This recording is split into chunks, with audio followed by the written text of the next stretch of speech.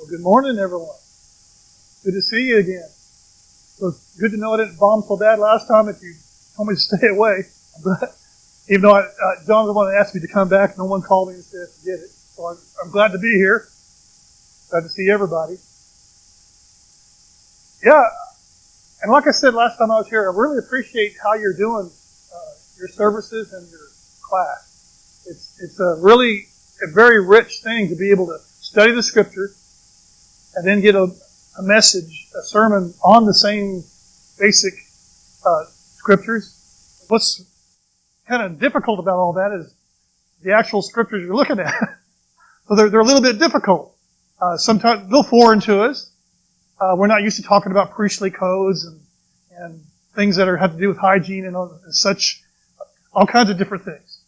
But work hard enough, you can come up with something. So I hope I did. If you will join me in reading, we're going to look at Leviticus chapter 25, verses 8 through 12. And you shall count 7 weeks of years, 7 times 7 years, so that the time of the 7 weeks of years shall be to you 49 years. Then you shall send abroad the loud trumpet on the 10th day of the 7th month, on the day of atonement. You shall send abroad the trumpet throughout all your land. And you shall hallow the 50th year, and proclaim liberty throughout the land to all its inhabitants. It shall be a jubilee for you, when each of you shall return to his property, and each of you shall return to his family. A jubilee shall that 50th year be to you. In it you shall neither sow nor reap what grows of itself, nor gather the grapes from the undressed vines, for it is a jubilee. It shall be holy to you. You shall eat what it yields out of the field. Life is hard. It's hard. I mean, even when life's good, life is hard. No matter how well you plan, or how many resources you bring to bear, or how many people you're connected to, or even how skilled you are at being content with life. Life is hard work. It's truly hard for some than it is for others. But no one gets through life without a lot of effort. It's hard work. And then what? Well, we talk about retirement. Who in here is retired? I retired from the Army 2 years ago. Well, so the rest of you, I'm assuming, are still in the workforce? That's too bad. But let me tell you a little secret about those of us who retired. Before we did that, we used to say the same thing that I know you say. I can't wait to retire. That's what we want to do. We want to get it over with. Tired of working for somebody. We want to have that time off.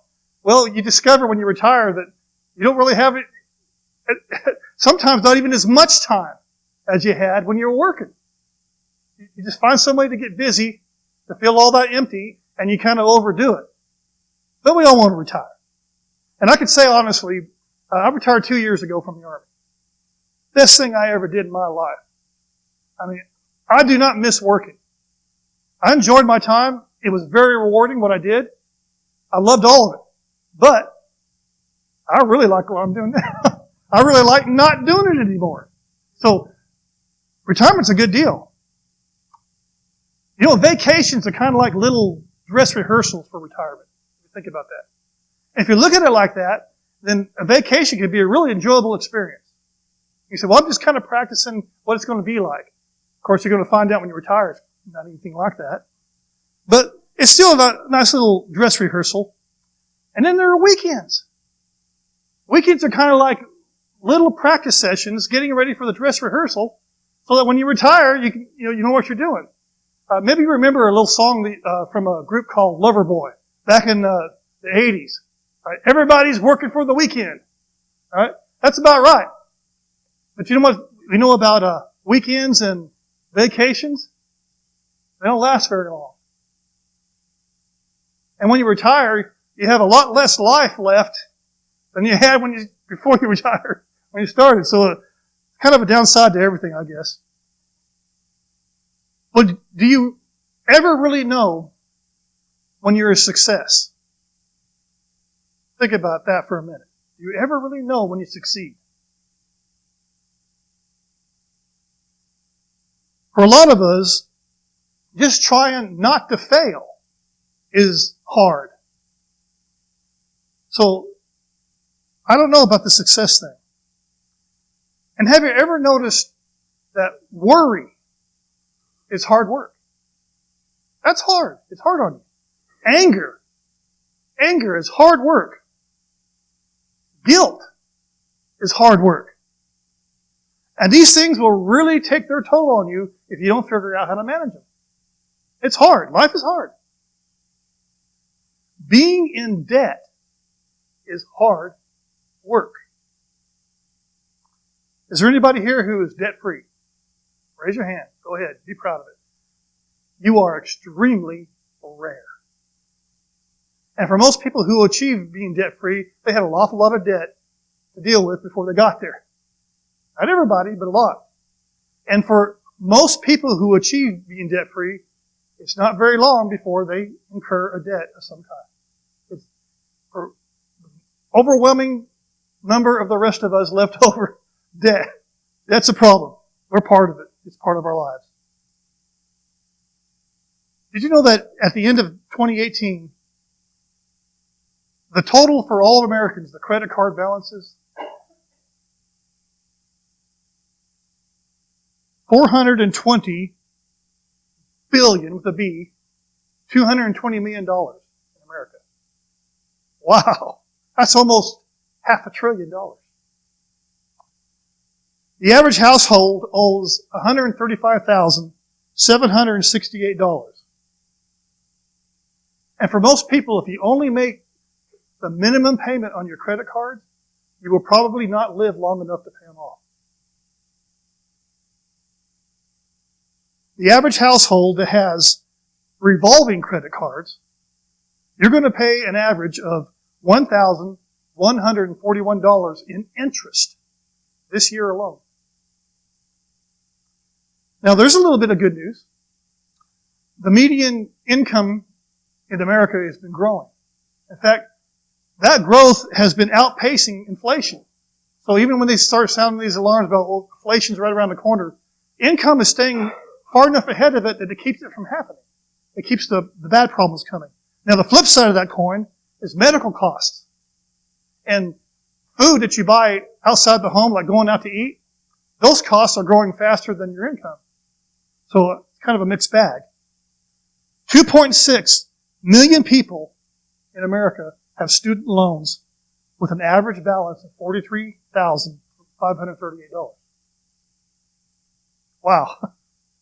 Americans are no strangers to the concept of indebtedness. You might recall a bumper sticker many years ago that you'd see a lot. I owe, so off to work I go. That's America. Debt. And we're not just talking about credit cards or student loans. Debt comes in many forms. Mortgages, vehicles, relatives. A lot of relatives owe us, or we owe them. Timeshares. This goes on and on and on. Debt has so many forms. Well, you know what debt is? Debt is gambling on the future. It's worse than that. It's gambling in a way that you never really win. Because the total amount that in interest that you end up paying exceeds the value of the thing you bought to begin with. So you might have a price tag and you go into debt over it. When you really think about it, you probably bought it 2 or 3 times by the time it's paid off. Debt. Debt is owing something without regard to your ability or inability to pay. And whatever resources that you use to buy that thing on credit, now they're tied up. And you have less power to buy other things you might actually need. So it's a problem. Proverbs 22:7 says, the rich rules over the poor, and the borrower is the slave of the lender. Earl Wilson said, if you think nobody cares if you're alive, try missing a couple of car payments. Publilius, that's his name, Publilius. I thought I spelled it wrong when I put it down. It's Publilius Syrus, who wrote about 40 or 50 years before Jesus was born. He said that debt is the slavery of the free. There are other types of debts that are far more insidious. What if we're talking about debt that's too great to repay? Too big. What if you owe a debt that you cannot pay no matter how long you live? What if the debt is so great that even if you die, you still can't escape it? It's still there. What if, while you're in hot pursuit of that, your happiness, the American thing, American dream, then along the way you break a few rules, step on a few toes, do a couple of things wrong? What if you're just blatantly in rebellion? What if your actions led to the pain or hardship of other people? It's kind of a debt. Think about it. What if you had to burn those bridges? What if you owed someone an apology? It's a debt. Have you ever owed someone the benefit of the doubt and refused to pay? Or maybe you're the victim of your own stupidity. Maybe you stepped in it and now you gotta, what do we say? Pay the piper, right? Usually when your troubles are self-inflicted, it's very, very difficult to get sympathy and help. Well, are you your own worst enemy? Then you are almost certainly seriously in debt to someone in some way. Maybe it's a relationship. Maybe it's the law. Maybe it's the bank. Well, Paul clearly states, he says, all have sinned and fall short of the glory of God. And he said, the wages of sin is death. So what's another way to put all that?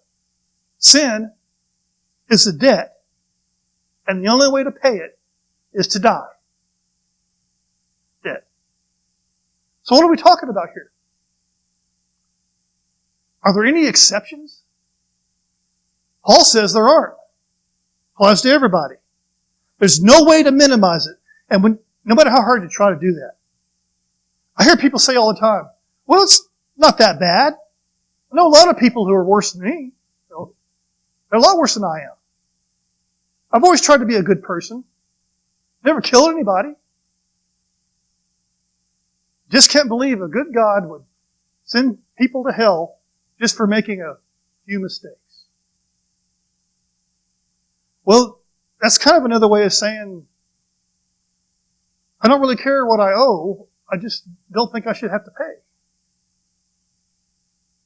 Well, again, try telling that to the bank after you miss 3 payments on your car. If it doesn't work then, how does it work with God? Well, I find it very interesting that when you ask somebody what they would do if they won the lottery, you know what the number one thing people say? And it's usually the first thing they say. First thing I'm going to do is pay all my debts. Pay off everything. We want to be free from the debt that's associated with the stuff we want. We just surrender to the notion, whether it's right or wrong, that you can't have both. Either you have your stuff and debt, or you don't have anything. And so we surrender to being in debt. And no matter how hard you try to minimize it, you're a slave to debt. And ultimately, a slave to sin. The truth is that no matter what you owe people, you owe God. big time. You are a debtor. There may be a few people, and among us, only one couple, who are debt-free. But maybe you're only debt-free regarding material possessions. But when it comes to God, nobody gets a pass. Nobody gets off the hook. You owe. God is a debt collector. God is an avenger. And we all owe a debt we can never repay. No matter how long you might live, no matter how hard you try, no matter how long you try.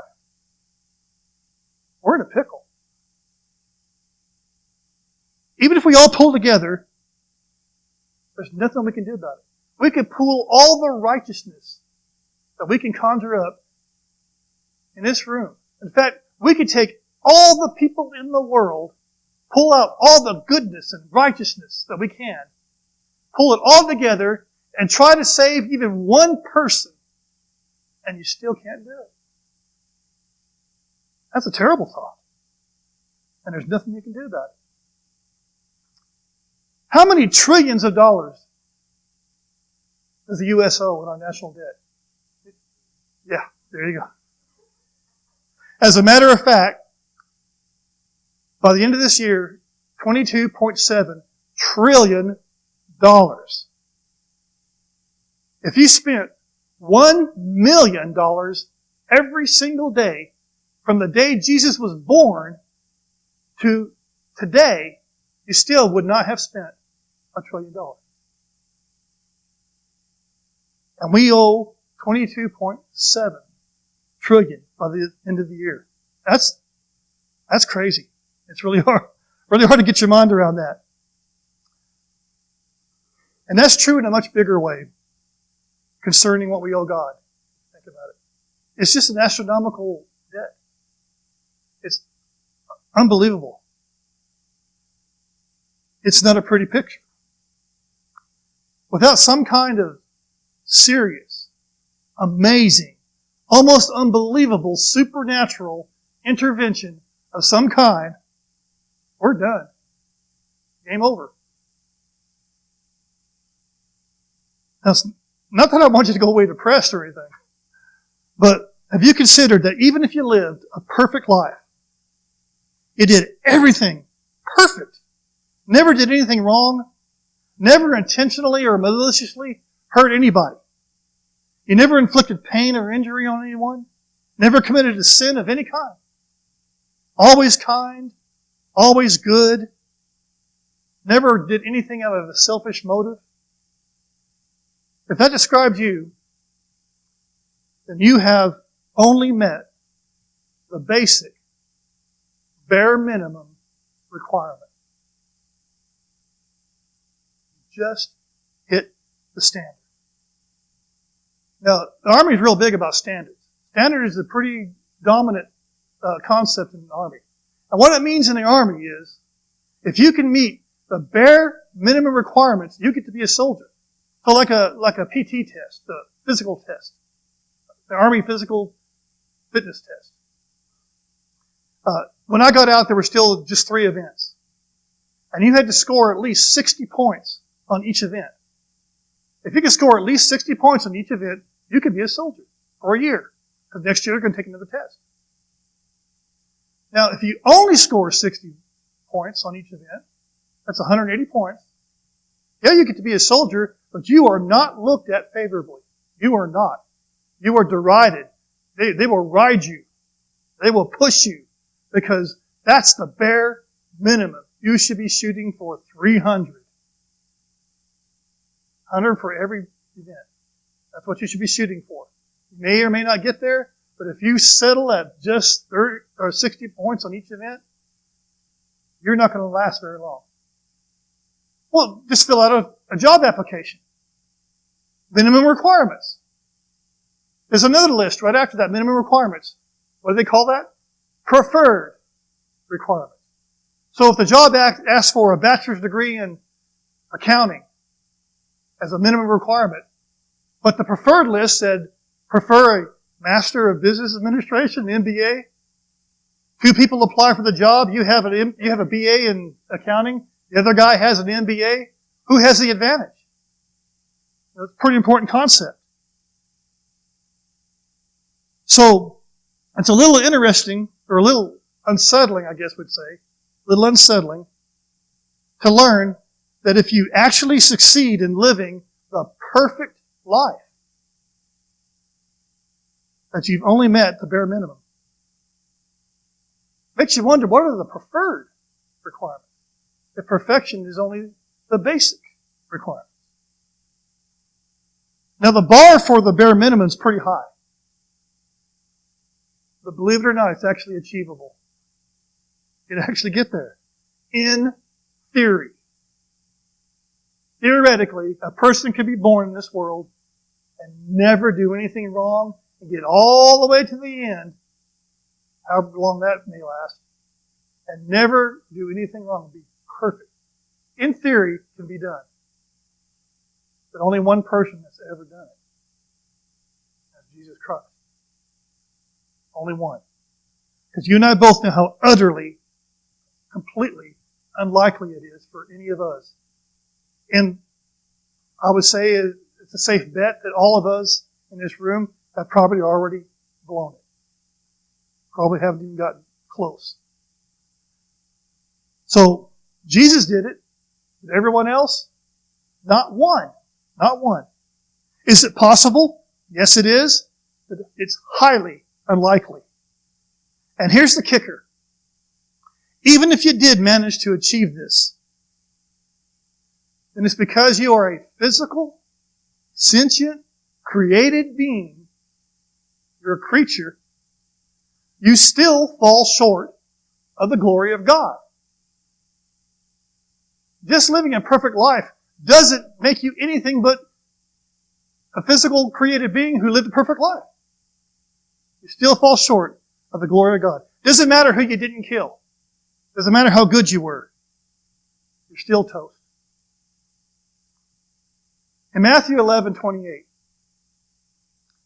Jesus said, "Come to me, all you who labor and are heavily burdened, and I will give you rest for your soul." I will give you rest. Rest. A cessation of activity.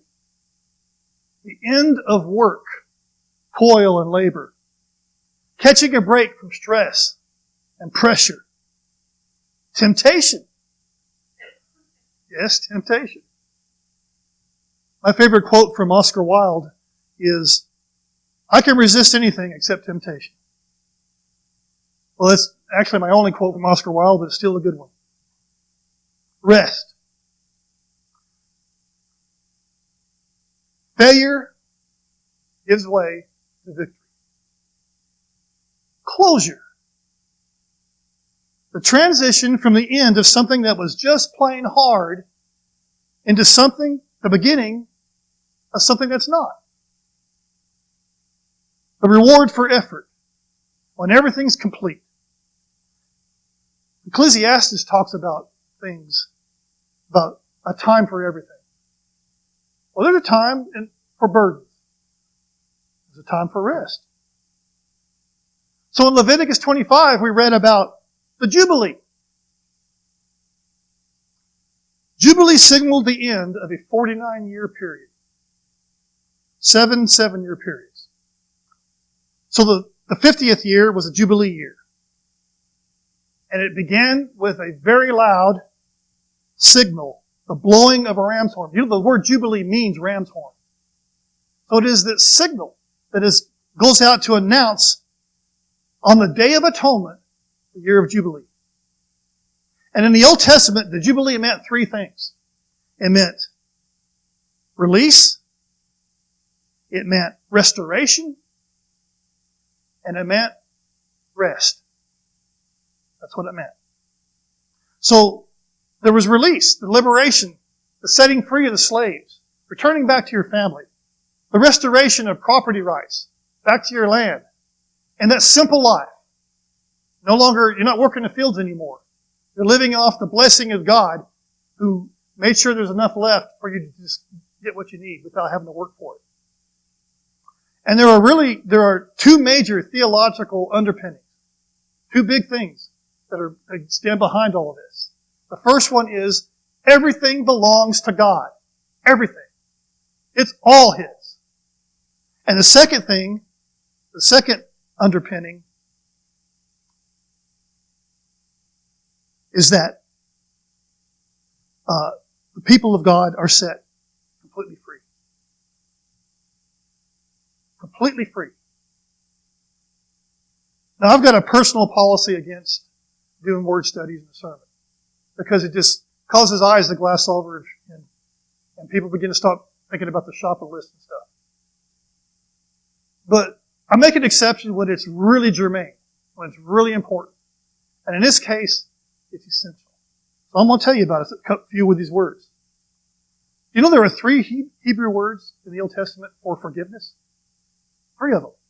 One of them is kafar. It means to cover over, to overspread, to atone.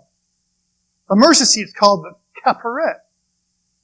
So on the Day of Atonement, they sprinkle blood on the mercy seat to atone for the blood of the people. And then there's nagah, to lift up, to carry away a burden, to take away or forgive. Then there's the word salak. That means to restore, to pardon.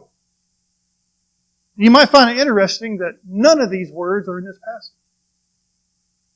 Not one of them. Instead, the Hebrew uses a different word.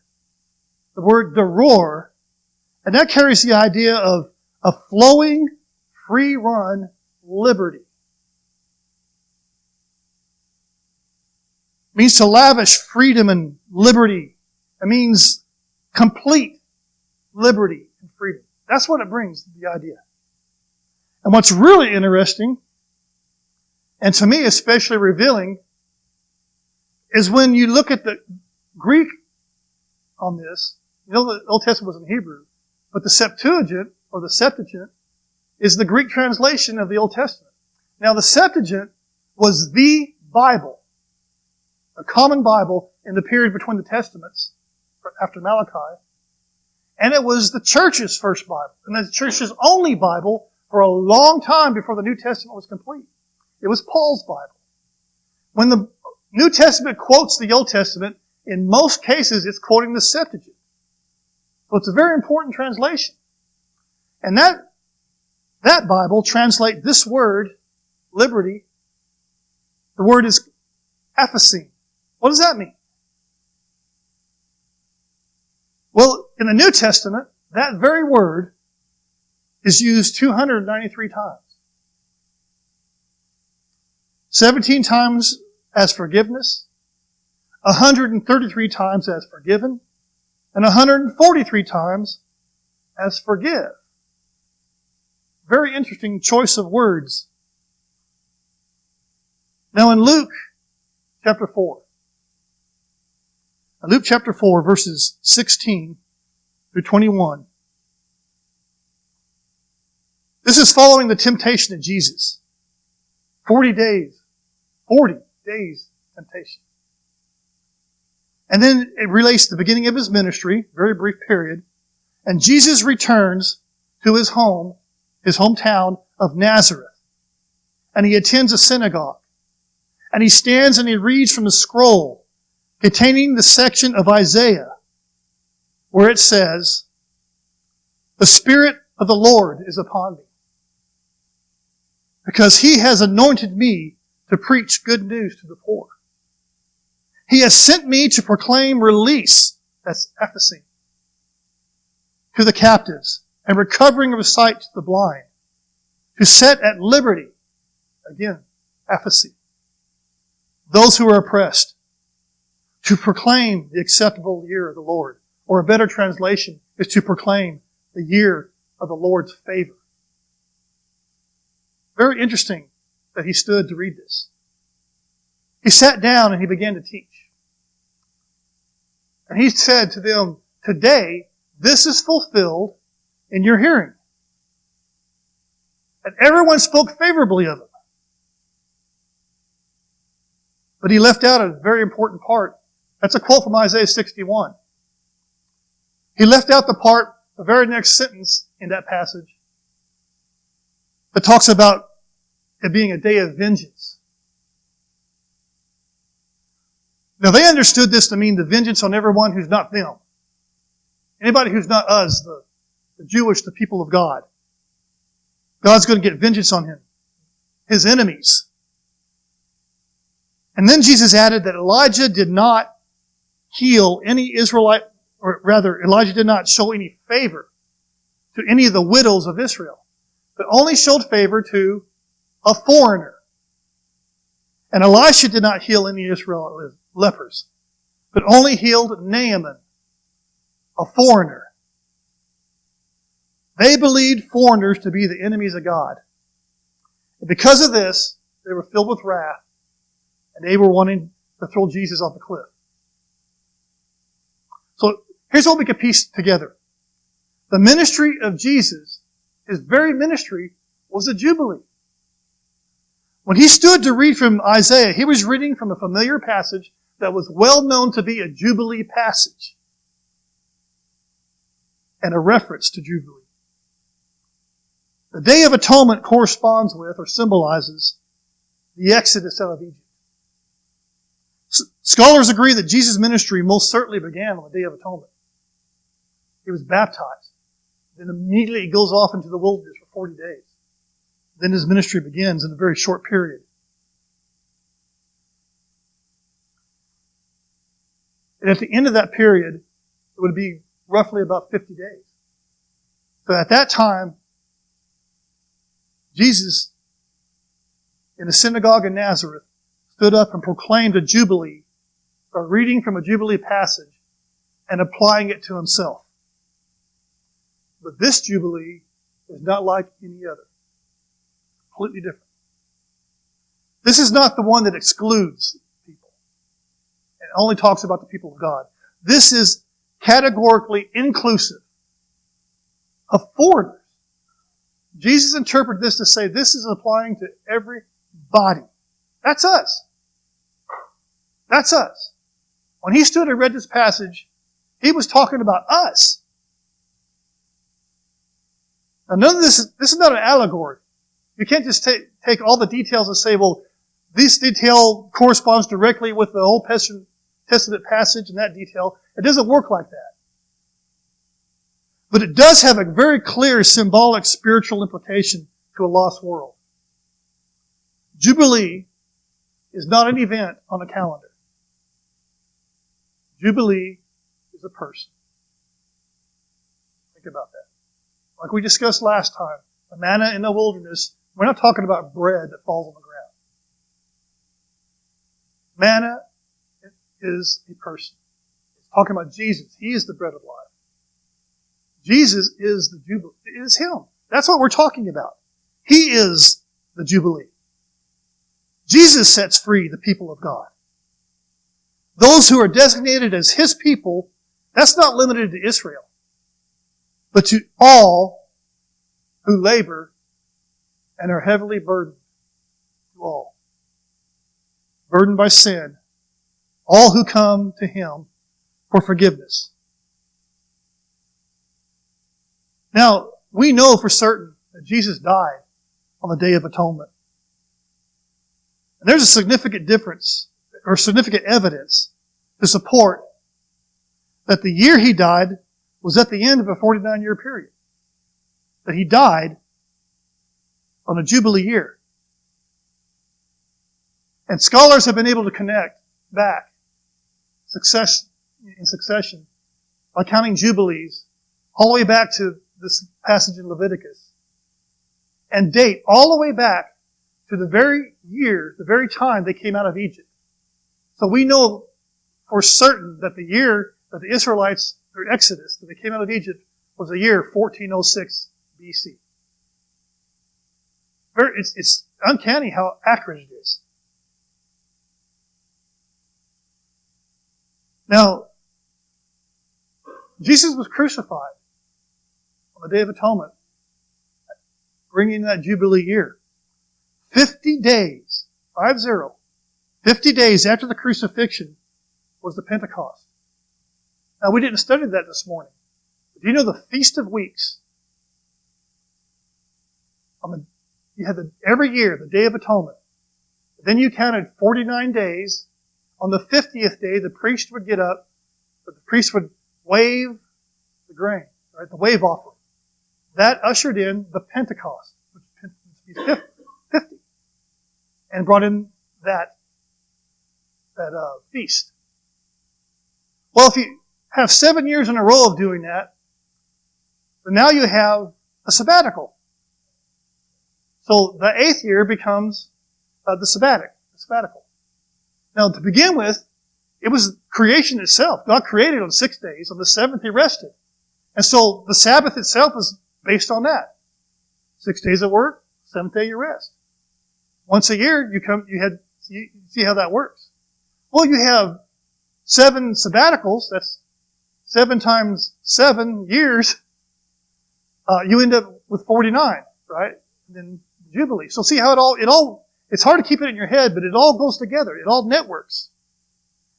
And it was 50 days after Jesus was crucified that Peter stood and preached in Acts chapter 2. And if you think about it, he was essentially declaring a jubilee of sorts. Think about how that works. You may remember that passage just a chapter earlier in Acts chapter 1, how they were asking Jesus just before He ascended into heaven, Lord, at this time, it was verse 6, chapter 1, at this time are you going to restore Israel? Think about that word, restore. We have often heard that this was an example of how they just didn't get it. They were just kind of dumb, right? They still couldn't figure it out. They thought He was going to usher in some political kingdom. I just don't believe that makes it. That doesn't cut it, folks. It's very, very significant that they were using that language. Lord, is it at this time that you are going to restore Israel? Because it was a Jubilee year. You understand that? A Jubilee year. And what happens at the Jubilee? Restoration, release, and rest. And so Peter preaches this sermon. And we like to call it the birthday of the church. But it's so much more than that. So much more.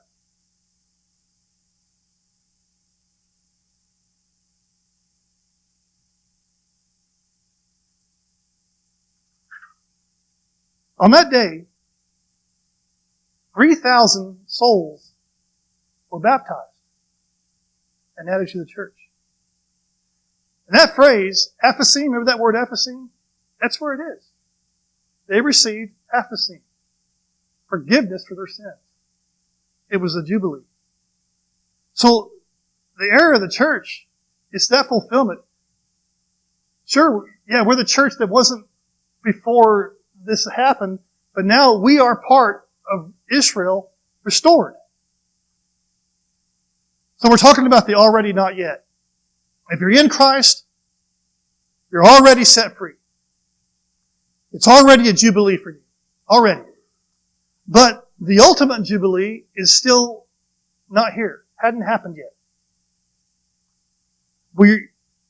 It's the last days. We know we are. We know we're in the last days.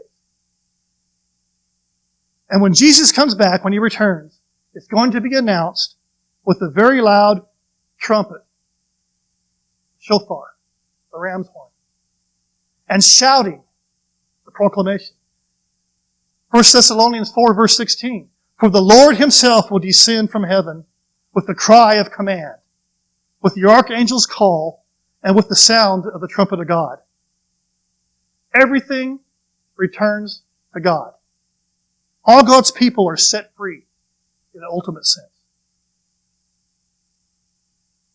Vengeance falls on the enemies of God. But God's people are set free. For His people, rest. We rest. The ultimate cessation of labor. The laying down of all our burdens. A never-ending jubilee. All debts are wiped free. It's not a health and wealth gospel. You don't become a Christian and God takes away your debts to the bank. We're talking about something much more significant. It's what you owe God. The biggest debt of all is our sin.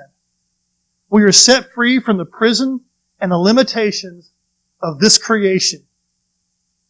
And God will dwell with us forever and ever. So how's that debt working out? Are you weary? Do you labor and struggle under a heavy burden? You owe a debt that you cannot pay. But He paid that debt, and He did not owe it. But He did. He paid it in order to set you free and give you rest. Are you ready for Jubilee? Jesus is our Jubilee. He's coming back a lot sooner than you might think. But are you ready? That's the question.